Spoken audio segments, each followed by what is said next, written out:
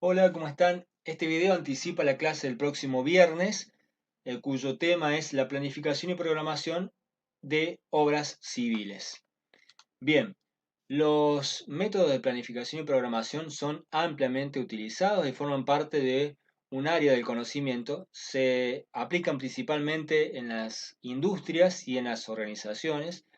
Y es más, hay centros enfocados en la certificación de estos procesos de programación y planificación como el CMI, y a su vez hay manuales que versan justamente sobre estos conocimientos, eh, es decir, hay todo un área del conocimiento. Nosotros nos enfocaremos en aplicar este conocimiento en la industria de la ingeniería civil, en la industria de la construcción, en la ingeniería civil. Bien, empezamos. Planificación, tal como lo vimos con la profe la clase pasada, consiste en elaborar una estrategia general para la realización de un proyecto. Es decidir con tiempo suficiente el orden en que todas las tareas previstas se irán haciendo. Se entiende por planificación a la etapa en la cual se definen las metas y objetivos específicos, como también los métodos para abordarlos y la estrategia y organización para lograr dichos objetivos. En esta etapa se establecen de qué forma se abordará el proyecto, por ejemplo, las etapas, plazos, frentes de trabajo, etcétera, qué tipo de recursos se dispondrá, el presupuesto disponible, la organización de las tareas o trabajos y los resultados que se desea obtener, en qué oportunidades y bajo qué condiciones. Programación es la elaboración de un plan más detallado en el que se integran las diferentes actividades específicas del proyecto. Estas actividades se ordenan de manera sistemática y se le asigna una duración y una fecha de inicio y terminación. También se establecen relaciones entre las diferentes actividades y las posibles restricciones existentes entre unas y otras. Se entiende por programación a la etapa en la cual se analiza el desarrollo futuro de la obra, donde se establece el ordenamiento de las tareas a través del tiempo y la determinación de oportunidades en las cuales se llevarán a cabo con el objeto de cumplir lo indicado en la etapa de planificación. Por medio de la programación podemos anticipar cuál será el desarrollo de las metas y objetivos establecidos en la planificación. En una obra civil, si quisiéramos evaluar o controlar el avance de la materialización del proyecto, necesitaríamos contar con un marco de referencia respecto del cual comparar. Ese marco de referencia es el resultado justamente de la programación. Tanto si fuésemos simplemente a hacer un seguimiento de obra como si fuésemos a hacer la certificación de la obra, necesitamos este trabajo de programación para poder hacer la comparación. Bien, tenemos distintos métodos de planificación y programación. Algunos de ellos son los que tenemos aquí indicados. Los métodos por barras, principalmente y el más conocido es la carta de Gantt o diagrama de barras, y los métodos por redes o grafos, siendo los dos métodos más utilizados el CPM o método del camino crítico y el PERT o técnica de evaluación y revisión de programas. Vamos a iniciar por el método de barras bueno, por la carta de Gantt. Bien, a principios del siglo XX, Henry Gantt y Frederick Taylor desarrollaron un método gráfico con el fin de organizar el transporte bélico de Estados Unidos durante la Primera Guerra Mundial. El modelo, llamado carta de Gantt o diagrama de barras, se popularizó rápidamente y fue usado al principio en la industria y luego por toda la actividad productiva. Este método fue utilizado ampliamente en gran parte del siglo XX y aún hoy sigue aplicándose principalmente por su sencillez. La carta de Gantt es el método de programación más conocido y utilizado en todos los niveles de una organización y áreas de actividad. El campo de aplicación de este diagrama es muy grande, ya que por su claridad y sencillez se puede emplear en un gran proyecto y también en uno pequeño. Es una herramienta gráfica cuyo objetivo es mostrar el tiempo de dedicación previsto para diferentes tareas o actividades a lo largo de un tiempo total determinado. La presencia de las actividades en el tiempo se representa a través de barras cuya longitud, inicio y final están relacionados con la duración, comienzo y terminación de las actividades. La carta de Gantt, al mostrar las actividades de un proyecto con sus respectivas duraciones, indicando también las fechas referidas al calendario, nos permite comparar las previsiones con las realidades. En él podemos señalar las actividades en serie o en paralelo pero no la interdependencia entre las actividades. Eso lo vamos a ver en un momento. Bien, aquí tenemos un ejemplo de carta de Gantt, donde tenemos representada en la primera columna las distintas actividades y en la fila superior, en las filas superiores, tenemos indicados los tiempos. En este caso son 2 semanas y podemos ver que la actividad 1 demanda 2 días de la primera semana, iniciando con el inicio de obra hasta el segundo día. La actividad 2 y la actividad 3 parten a partir del día 2 y la actividad 2 tiene una duración de 5 días, la 3 de 3 y así tenemos toda la secuencia de actividades.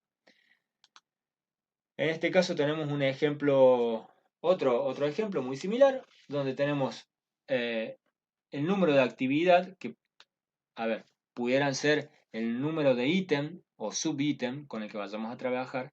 Las actividades podría ser, por ejemplo, la actividad 1, las trabajos preliminares, 2, movimiento de suelo, 3, hormigón sin armar, 4, hormigón armado, 5, estructuras metálicas, 6, mamposterías y así.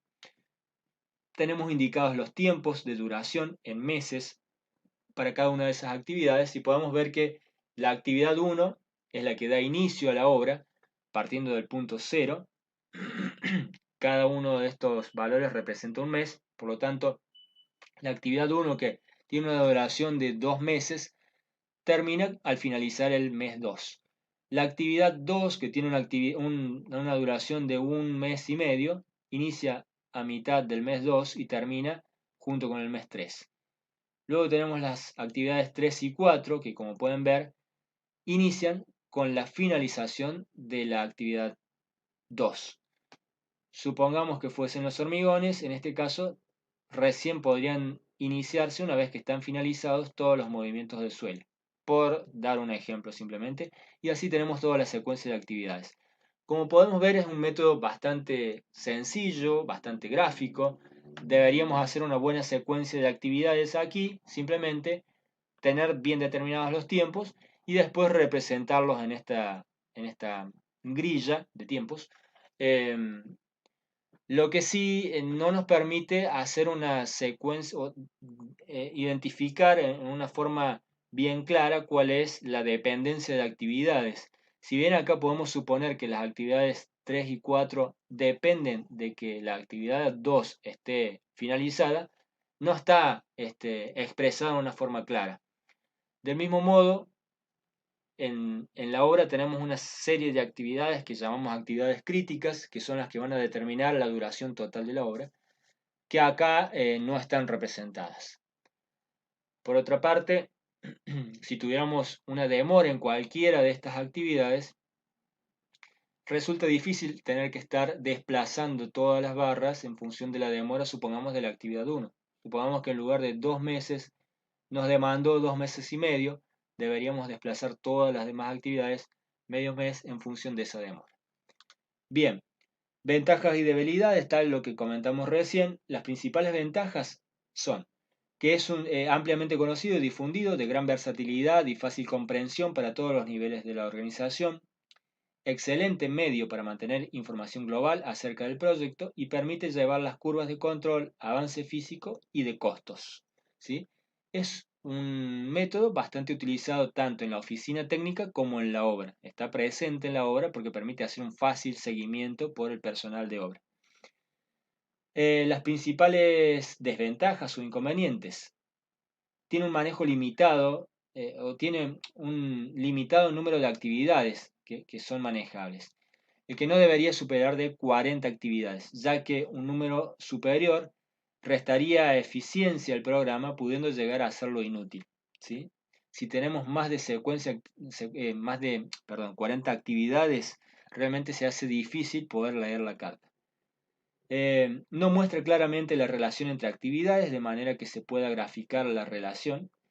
No muestra convenientemente la trayectoria crítica del programa y es difícil realizar reprogramaciones como también fijar fechas exactas para el inicio y término de las actividades.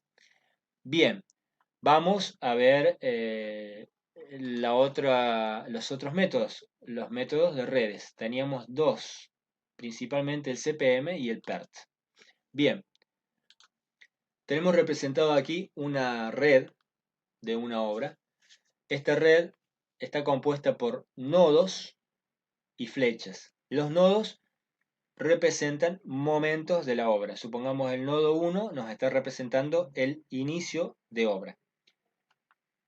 Las flechas nos representan las actividades. La actividad A podría ser tareas preliminares y B, movimiento de suelos, como fuese. Esta red tiene un nodo inicial, el nodo 1, y un nodo final, un nodo 7. ¿Sí? En todas nuestras obras deberíamos tener un nodo de inicio y un nodo de finalización. Solamente uno y uno. Y siguen una secuencia lógica. En este caso, la actividad C depende de que la actividad A esté finalizada. Es decir, la actividad A que parte del nodo 1 y va hacia el nodo 2 nos está indicando que C, para poder realizarse, depende de que la actividad A esté finalizada. Y así podemos seguir con toda la secuencia hasta terminar en el nodo 7.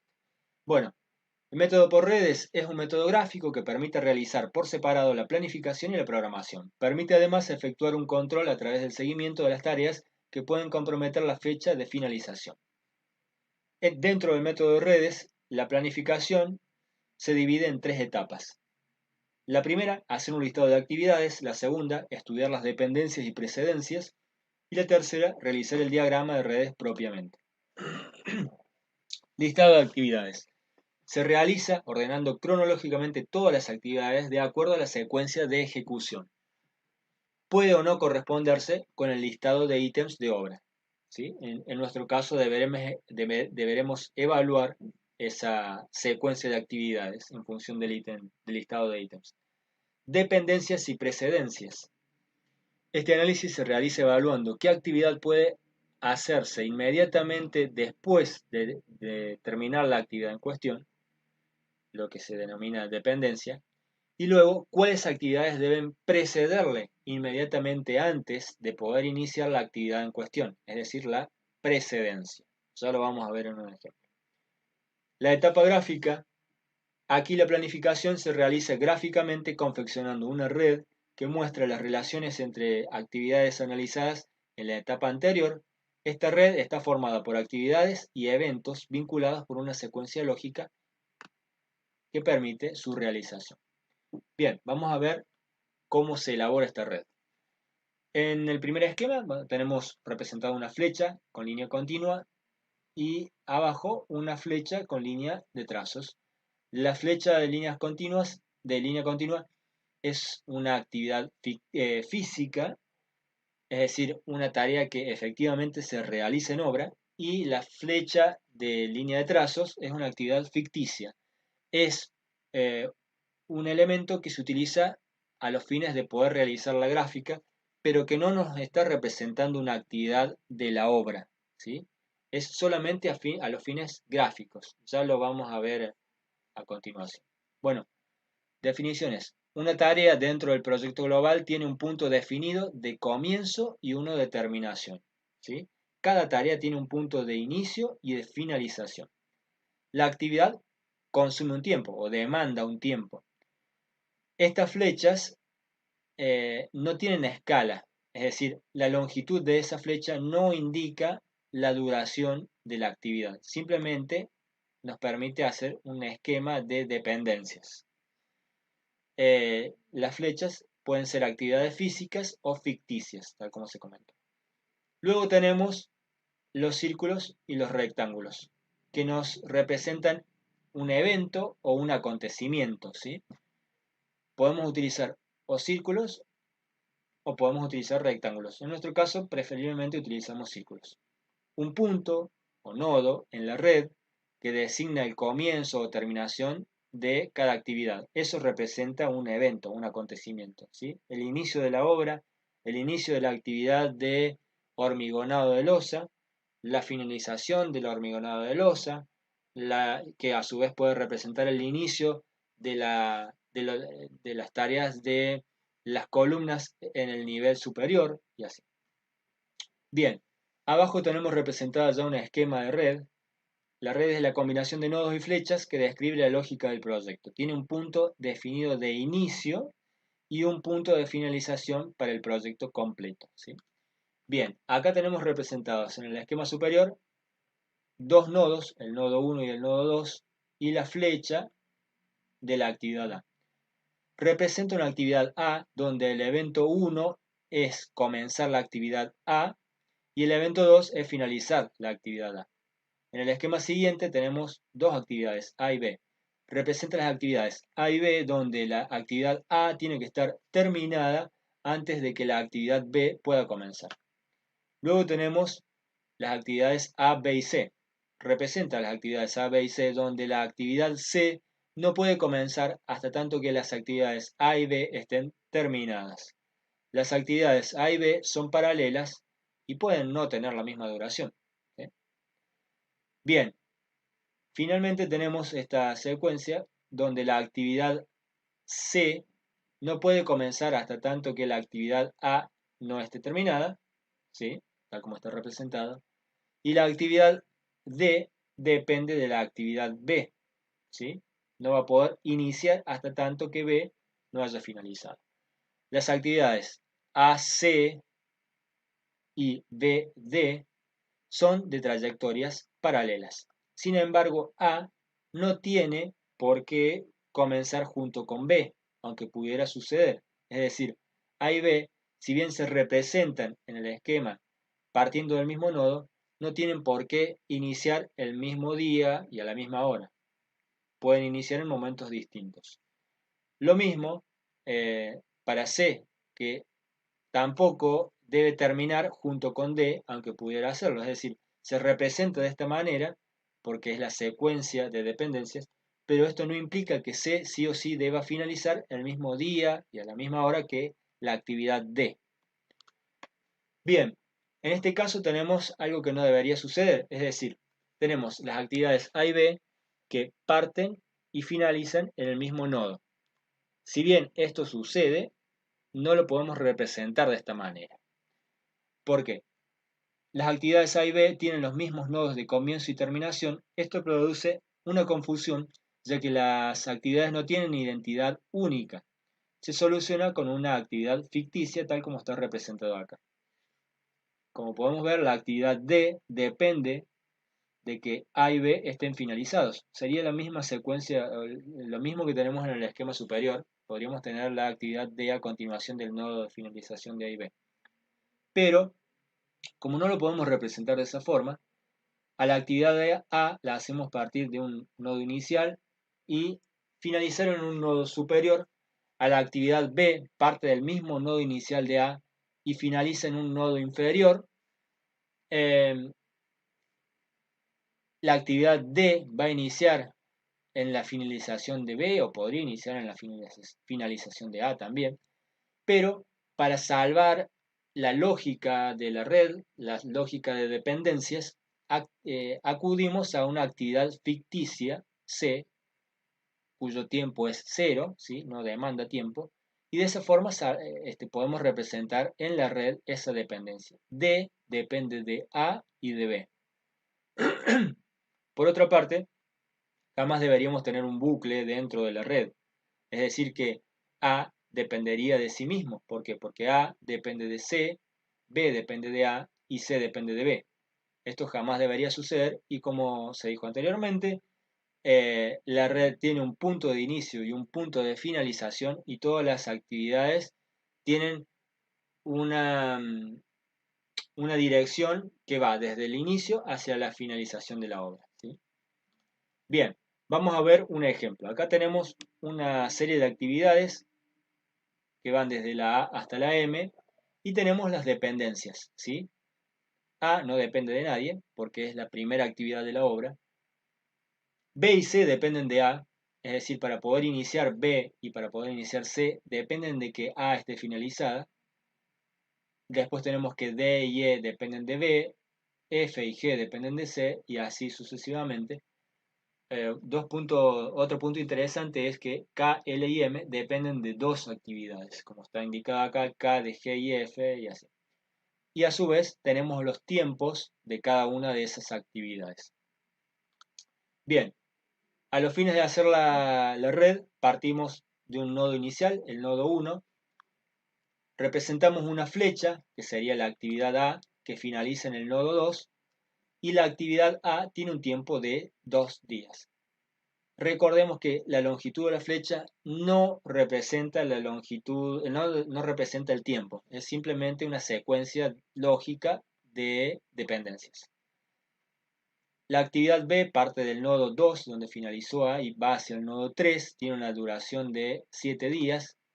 C parte del mismo nodo de finalización de A y va hacia el nodo 4, con una duración de 5 días. Luego tenemos a D, que va hacia el nodo 5 con 4 días de duración. E también dependía de B, por lo tanto parte del mismo nodo de finalización de B, del nodo 3, y va hacia el nodo 6 con una duración de 10 días. Luego tenemos F y G, que parten del nodo 4, donde finalizó la actividad C, con duraciones de 15 y 8 días. Luego tenemos H e I, latina, con duraciones de 13 y 9 días. Bien, y acá tenemos una situación interesante. La actividad K, como podemos ver, depende de G y de F, pero ambas finalizaron en nodos distintos, porque es lo que corresponde. ¿Cómo salvamos esta situación? Con una actividad ficticia. Esta actividad F minúscula, cuyo tiempo es 0, nos permite seguir la secuencia lógica y representa que K está dependiendo de F y de G. ¿Sí? Ahora bien, nos salteamos a la actividad J. ¿Por qué? Porque J, podemos ver que, si bien acá tenemos solamente indicadas las dependencias, podríamos hacer una columna más, deberíamos hacer una columna más de precedencias. En las precedencias vamos a indicar las actividades que dependen, perdón, que preceden a. Es decir, en este caso, J precede a L. ¿Por qué? Porque L depende de I y de J. ¿Sí? Entonces, para que L pueda iniciar, I y J deben terminar en el mismo nodo. Tal se representa acá. ¿Sí? L parte del nodo 10, donde finalizaron las actividades I y J. Y lo mismo sucede acá con la actividad M. M recién puede iniciarse una vez que L y K están finalizadas. Por lo tanto, K y L deben finalizar en el mismo nodo, en el nodo 11. M tiene una duración de un día y terminamos en el nodo 12. De esta forma ya hemos representado toda la obra que parte desde el nodo 1 y va hasta el nodo 12. Si hiciéramos un análisis de los tiempos de las distintas trayectorias que se puede seguir, podríamos ver que la secuencia de A, B, D, H, J, L, M es la que nos demanda más tiempo. Cualquiera de las demás trayectorias nos demanda menos tiempo. Esto, que está ahora indicado con flechas rojas, es el camino crítico. Y el tiempo, sumatoria de estas actividades del camino crítico, es el tiempo de obra, o es el tiempo del camino crítico. ¿Sí? Es el tiempo que nos va a demorar esta obra en ser construida. Bien, la programación dentro del método de redes se inicia asignando tiempos de ejecución a cada actividad y termina con la determinación de las actividades críticas, el tiempo del camino crítico y la probabilidad de cumplimiento de dicho tiempo. Vamos a ver en el método CPM cómo se aplica la planificación y programación. Bien, el CPM surge en 1957 cuando distintos equipos de trabajo en forma prácticamente simultánea diseñaron métodos basados en diagramas de flechas. Morgan Walker, de la empresa química DuPont, y James Kelly, de la firma Remington, pusieron a punto el Critical Path Method, CPM o método del camino crítico, que fue utilizado para la construcción y mantenimiento de una planta química. A partir de allí, este método fue muy utilizado, sobre todo en la industria y después en las organizaciones. Bien, tal como se indica aquí, este es un sistema que utiliza una sola medida de tiempo por actividad, es decir, cada actividad demanda un tiempo específico. Por eso decimos que es un método determinístico, ¿sí? La determinación de los tiempos puede hacerse por simple estimación o, si se cuenta con los análisis de precios, tal es el caso nuestro que en el trabajo 2 determinamos, hicimos los análisis de precios, utilizando los tiempos calculados de mano de obra, ¿sí? Va a ser nuestro caso, lo tendremos que hacer así. Una vez completada la estimación de los tiempos de ejecución de todas las actividades, estamos en condiciones de determinar las fechas de ejecución de las mismas, las actividades críticas, el camino crítico, perdón, y los tiempos libres del resto de las actividades. Bien, determinación de los tiempos. El tiempo de una actividad, TE minúscula, es el tiempo necesario para la terminación de una actividad. El tiempo esperado más temprano, TE mayúscula, es el tiempo más temprano esperado para completar todas las actividades previas. Es la suma de tiempos, TE minúscula, hasta ese evento por el camino más largo. Luego tenemos el tiempo límite permisible, TL mayúsculas, es el último tiempo para que una actividad pueda comenzar y permitir que aún el proyecto se pueda completar a tiempo. Se determina desde el evento final, restando del plazo final el tiempo de las actividades correspondientes. Ya lo vamos a ver en un ejemplo. La representación gráfica de estos tiempos en la red es tal como se muestra aquí. En cada nodo tendremos el número de nodo, el TE a la izquierda y el TL a la derecha. Bien, otros conceptos. Determinación de holguras. Tenemos dos tipos de holguras. Holgura de evento y holgura de actividad. La holgura del evento es el tiempo suplementario que disponemos para realizar un evento. Es la diferencia entre el tiempo más temprano y el tiempo límite. Tal como lo tenemos calculado aquí, en cada evento podríamos determinar la holgura restándole al TE el TE. Luego tenemos las holguras de actividad.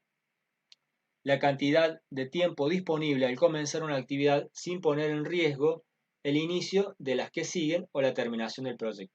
Consideramos dos formas de holguras, la holgura total y la holgura libre, tal como están representadas aquí. Es decir, para una actividad tenemos, en el caso de la holgura total, se calcula como el tiempo límite de finalización de esa actividad menos la suma de el tiempo esperado más temprano de inicio de esa actividad más la duración de esa actividad. Y la holgura libre, HL minúscula, es el TE, el tiempo esperado más temprano de finalización, menos el tiempo esperado más temprano de inicio de esa actividad, más el tiempo previsto para esa actividad. Bien, aquí tenemos las definiciones. La holgura total es la diferencia entre el tiempo disponible para realizar la actividad y la duración de esta si se inicia lo más pronto posible y termina lo más tarde permisible. Físicamente es el retraso máximo que puede tener una actividad sin modificar el plazo total de ejecución. Nuevamente tenemos la fórmula. Y la holgura libre es la diferencia entre el tiempo disponible para realizar la actividad y la duración de esta si se inicia y termina lo más pronto posible. Físicamente, es el retraso máximo que puede tener una actividad sin alterar el principio más pronto de las actividades siguientes. HL y tenemos nuevamente la fórmula. Bien, vamos a ver cómo calcularlas en el ejemplo. Teníamos ya la tabla con los tiempos, ya teníamos la red armada. Entonces, partimos desde el nodo inicial con un tiempo TE, tiempo esperado más temprano, de 0, parte del día 0, se inicia la obra el día 0. Luego tenemos en el nodo 2 el TE es de 2, ¿por qué? Porque a 0 le sumamos 2, que es el tiempo que demora A, y tenemos 2 días. La actividad B demanda 7 días, por lo tanto, si inició en el día 2 de obra, va a terminar en el día 9. La actividad C demora 5 días, por lo tanto, el nodo 4 tenemos un TE de 7. Así, si seguimos con todas las demás nodos, tenemos para el nodo 5 un TE de 13, para el nodo 6 un TE de 19, para el nodo 7, y acá lo dejamos indicado provisoriamente allá afuera, por lo siguiente. Tenemos dos caminos para llegar al nodo 7. Uno es por la actividad F, 7 más 15 es 22, que es lo que está indicado ahí arriba. Si fuésemos por G, tendríamos que G inicia el día 7, demanda 8 días, por lo tanto podría finalizar el día 15. Luego, para llegar al nodo 7, tenemos que la actividad ficticia tiene un tiempo de 0, por lo tanto, entre 15 y 22, es decir, si seguimos por G, demoraríamos 15 días, el valor mayor es 22. Los TE siempre se adopta el valor mayor, por lo tanto, tenemos que el nodo 7 tiene un TE de 22. En el nodo 9 tenemos 26. En el nodo 10 nuevamente tenemos la misma disyuntiva, es decir, tenemos, si vamos por el camino de la actividad J, 26 más 12 es 38, y si fuésemos por la actividad I y latina, tenemos que inicia el día 19, demora 9 días, por lo tanto podríamos estar finalizando el día 28, pero entre 28 y 38 el valor mayor es 38, por lo tanto es el tiempo que adoptamos para el nodo 10. Lo mismo en el nodo 11, si vamos por L, 38 más 17 es 55. Si vamos por K tenemos que 22 más 14 es 36, el valor mayor es 55 y es el que adoptamos para el nodo 11. Finalmente, la actividad M nos demanda un día, por lo tanto 55 más 1 es 56, y este es el tiempo previsto para esa obra, ¿sí? Desde el día 0 hasta que finalizamos la obra han transcurrido 56 días. Vamos a iniciar con los TLs, con el cálculo de los valores de TL, tiempo límite, y este cálculo lo realizamos desde el nodo final hacia el principio. Entonces partimos del nodo 12, donde el TL y el TE obligatoriamente coinciden. Vamos al nodo 11, 55. Restamos el tiempo de la actividad M, que es de un día, por lo tanto nos queda 55 días. Si seguimos por el nodo 10, tendremos que 55 menos 17 es 38. En el nodo 9, 38 menos 12 es 26. En el nodo 5 tenemos que 26 menos 13 es 13. En el nodo 6 tenemos que 38 menos 9 es 29. ¿Sí? Fíjense que aquí ya tenemos una diferencia en este nodo entre el TE y el TL. Y tenemos nuevamente un problema. ¿Por qué? Porque si vamos por la trayectoria de la actividad D, tenemos que 13 menos 4 es 9. Si fuésemos por E, tenemos que 29 menos 10, que demanda la actividad D, es 19. Pero en este caso tenemos que adoptar los valores menores. Es decir, para los TL siempre adoptamos el valor menor. Por lo tanto, el nodo 3 tendrá un tiempo TL de 9. Vamos por el nodo 7. 55 menos 14 es 41. En el nodo 8, 41 menos 0 es 41. Para el nodo 4 tenemos nuevamente dos caminos, dos trayectorias, 41 menos 15 y 41 menos 8. El valor menor es el que está dado por 41 menos 15, que nos da 26. 41 menos 8 nos daría 33, por lo tanto el valor menor es 26. Y aquí nuevamente tenemos 9, que es del nodo 3, menos 7 es 2, 26, que es del nodo 4, menos 5 de la actividad C es 21, el valor menor es 2, por lo tanto es el valor TL del nodo 2. Y llegamos al nodo 1, el nodo inicial, con un TL de 0.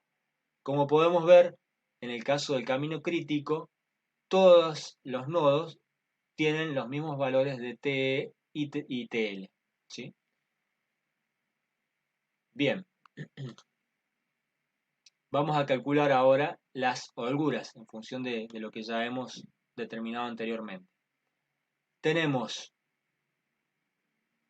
la lista de actividades con sus tiempos y de la gráfica podemos tomar los TE y TL iniciales y finales. Para la actividad A tenemos que inicia con un TE de 0 y finaliza con un TE de 2. A su vez, los TL de inicio TL es 0 y TL de finalización es 2. Y así podemos calcular para todas las actividades. Una vez que tenemos determinadas todos los TE y TL para todas las actividades, que los sacamos de esta gráfica, de la red, operamos con las fórmulas de holgura total y holgura libre y vemos aquí los valores ya calculados. Como podemos ver, las actividades que están en rosa son las que corresponden al camino crítico. En ellas las holguras son 0, siempre. Y en tanto hay algunas otras actividades que tienen holguras totales y holguras libres. Por ejemplo, en el caso de I tenemos una holgura total y holgura libre de 10. Pero en otros casos, como en el caso de F, tenemos una holgura total de 19 y una holgura libre de 0. ¿Qué nos está representando esto? Vamos al caso de la actividad I. La holgura total es el tiempo total que nos podemos demorar sin comprometer la finalización de obra. Es decir, todo lo que nos pudiéramos demorar en la actividad I o en la actividad F sin postergar el día 56 como finalización de obra. ¿Sí? Si vemos en el caso de F, vemos que F se inicia el día 7 y demanda 15 días, pero aún así, si se demorase 19 días, es decir, inicia el día 7 y finaliza el día 41, no compromete el final de obra, porque 41 más 14 es 55, entonces no se ve comprometido el final de obra. En cambio, la holgura libre es el tiempo disponible para demorarse en una actividad sin comprometer el inicio más temprano de la actividad siguiente. En este caso, la actividad siguiente es K. Por lo tanto, F, que parte del día 7 y demora 15 días, para que K pueda iniciar lo más pronto posible, no tiene margen para demorarse. Por lo tanto, la holgura libre de F es 0. El otro caso es el caso de la actividad I. En ella tenemos que inicia el día 19, demanda 9 días, por lo tanto, la holgura total, como podemos ver, para ahí nos está dando un valor de 10. ¿Por qué? Porque podría estar finalizando el día 28, pero si se demorase 10 días, estaríamos en el día 38, y con eso no comprometemos la finalización de obra. Lo mismo sucede con la holgura libre. ¿Por qué? Porque L tiene que empezar el día 38. El día 38 está determinado por la trayectoria de J. Entonces, si la actividad I se demora 10 días, tal como dijimos, inicia el 19, se demora 10 días y tarda 9 días, o sea, en lugar de iniciar el día 19 que empezar el día 29, es decir, esa es la holgura, y tarda 9 días, estaríamos terminando el día 38. Por lo tanto, L no se vería comprometida, mientras que I finaliza el día 38. En ese caso, la holgura libre es de 10 días, tal como lo tenemos calculado acá. Bien, determinación del camino crítico. Tenemos dos tipos de actividades críticas y no críticas. Las actividades críticas son aquellas que fijan la duración total del proyecto o trabajo. Sus nodos o eventos de inicio y terminación tienen holgura nula o 0. Luego tenemos el camino crítico, que consiste en un sendero de varias actividades a través de la red, cuyos tiempos de actividad total son los más largos que cualquier otro sendero a través de la red. se determina uniendo los nodos sin holgura o de holgura cero.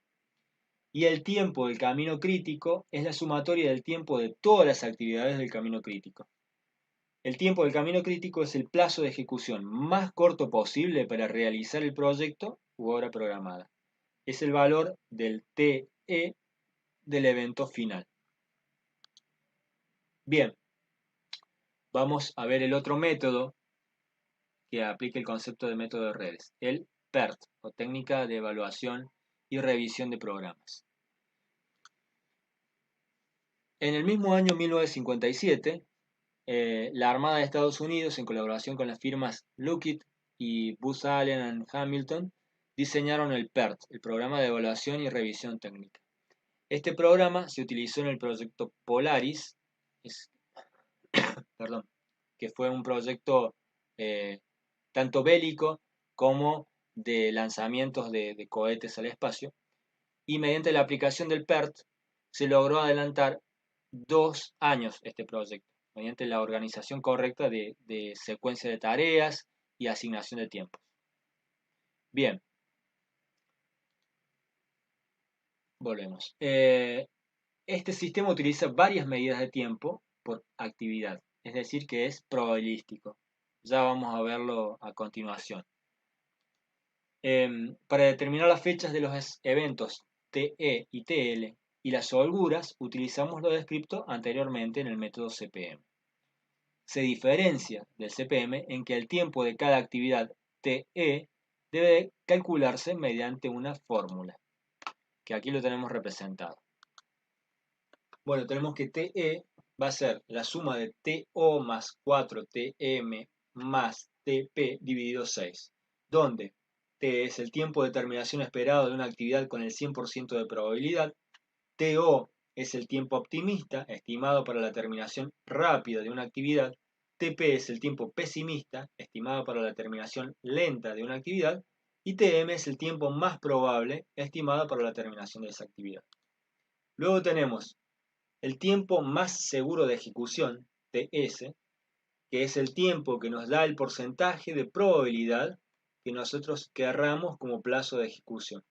Se calcula por esta fórmula, donde TE es el tiempo del camino crítico, sigma Z es la desviación tipo y Z es la desviación normalizada que surge de tablas. Sigma Z, dijimos que era la desviación tipo,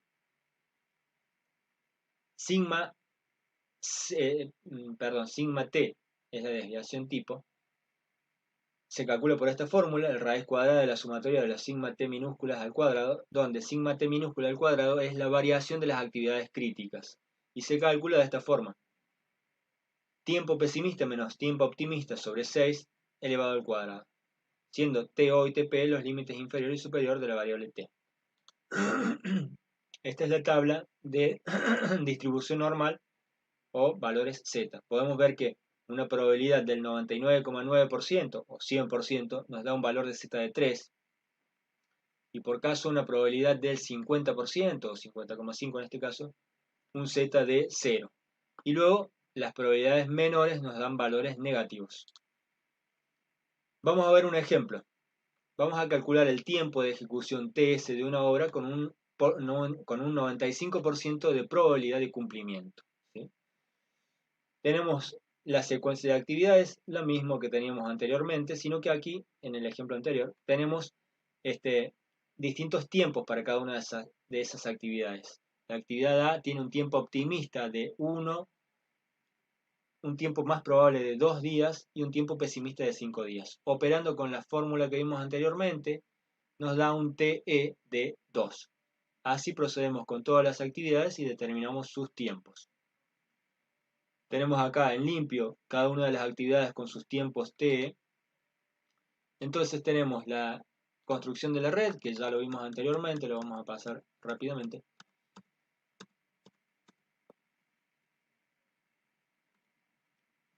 Podemos sacar de acá, o debemos sacar de acá, ¿sí? El camino crítico y cuál es la secuencia de actividades de ese camino crítico, que son A, B, D, H, J, L, M. ¿sí? Entonces, acá tenemos los tiempos de todas las actividades. Sacamos en limpio las actividades que hacen al camino crítico A, B, D, H, J, L y M con sus tiempos respectivos, los T, E minúsculas, 2, 8, 4, 13. Luego tenemos el sigma T minúscula al cuadrado, que era el tiempo pesimista menos el tiempo optimista sobre 6 al cuadrado para cada una de esas actividades. Lo obtenemos de la tabla inicial donde se propuso el ejemplo. Y operando tenemos que los sigma T cuadrados para cada una de las actividades, para A es 0,44, para B 1,36 y así.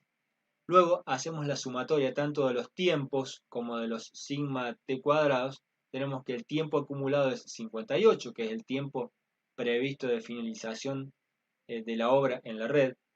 La sumatoria de los sigma T cuadrados es 4,42.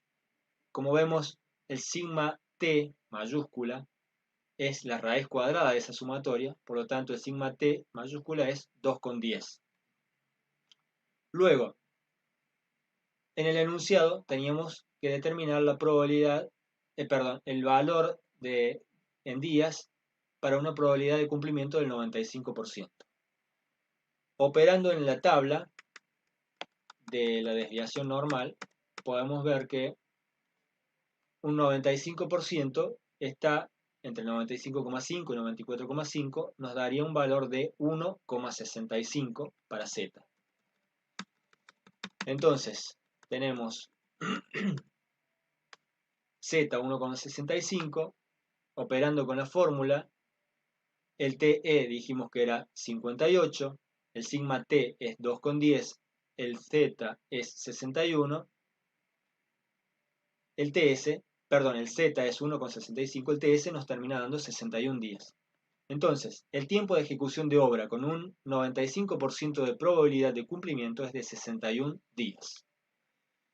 En el ejemplo, se determinó que el plazo de obra con una probabilidad de cumplimiento del 95% es 61 días. Es decir, si nosotros iniciamos la obra,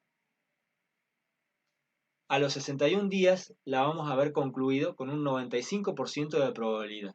Eso en función de los tiempos optimistas, pesimistas y más probables que adoptamos para cada una de las actividades. Del mismo modo, podríamos ver que el plazo de obra de 58 días tiene una probabilidad de cumplimiento del 50%. ¿Por qué? Porque en la fórmula, recordemos que cuando la probabilidad es del 50%, Z es 0, por lo tanto estos miembros se anulan, nos queda que TS es igual al TE, por lo tanto 58 días nos daría una probabilidad del 50%. Finalmente, si quisiéramos saber la probabilidad de que la obra esté concluida en un plazo de 60 días, debemos despejar Z de la fórmula, siendo TE 58, TS 60, sigma T 2,10. Operando, tenemos que Z nos da 0,95. Acudimos a la tabla con el Z 0,95 y operando en los valores que tenemos en la tabla, determinamos que la probabilidad es de 82,85%.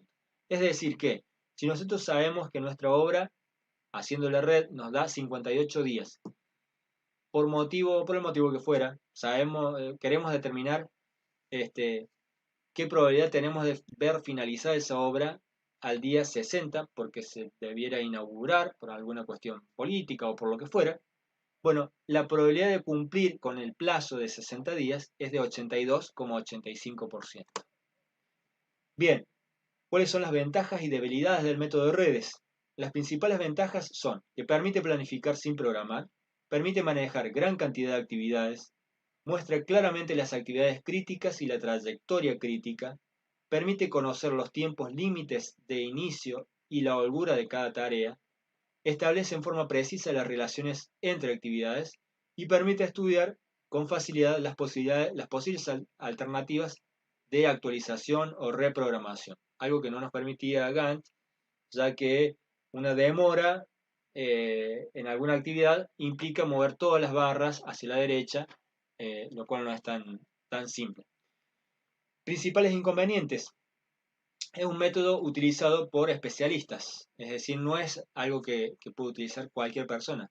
tiene que ser alguien que entienda la secuencia lógica de la red. Y contiene gran cantidad de información, lo que lo torna confuso. El sistema de anotación de datos es poco claro y no es práctico para llevar a la obra. Con esto damos por finalizado el video. Para las consultas y para explayarnos más, nos veremos el viernes que viene. Muchas gracias.